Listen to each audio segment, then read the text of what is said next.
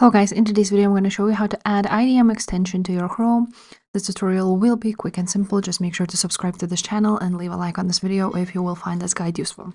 Now, as you can see on my extensions, there's no IDM extension, so we're going to add it today.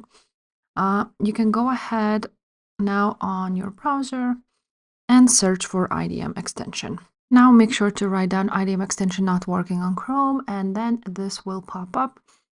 You need to be on this internetdownloadmanager.com page so you wouldn't download any scam.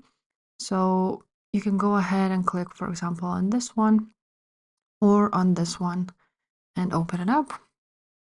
Now you will see this on this page, and as you can see, please note that all IDM extensions can be found in Google Store are fake and should not be used. So make sure you read all this through, and then after that, you will have your extension module right here.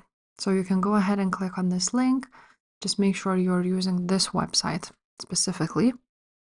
After that, this will pop up and you're gonna click Add to Chrome and Add Extension.